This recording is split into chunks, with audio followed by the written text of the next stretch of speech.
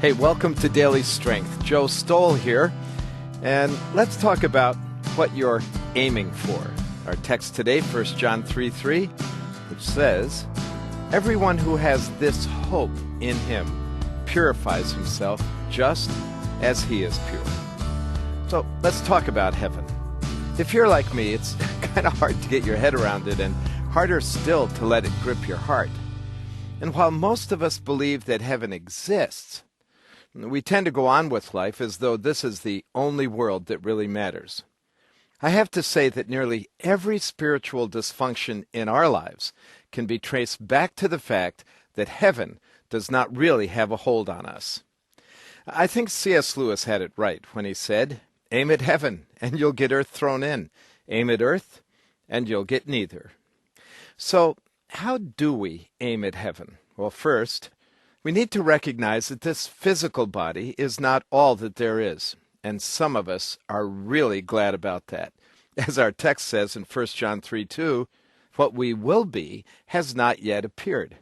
In fact, earth is simply a dress rehearsal for the great world to come.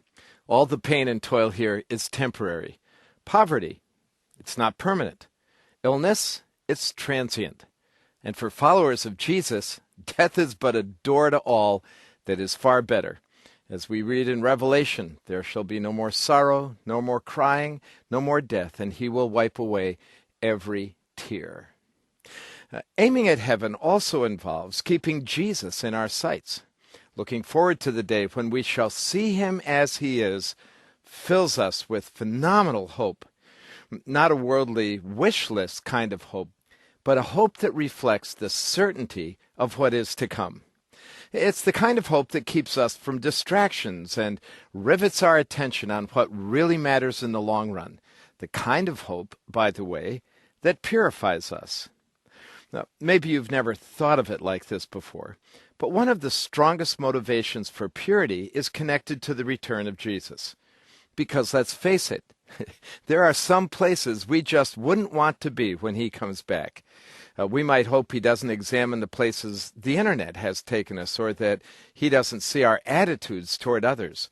You see, if we really believe that today might be our last, we might finally be ready to forgive, to ask for forgiveness, or maybe even to share the love of Jesus with someone. So, how about it?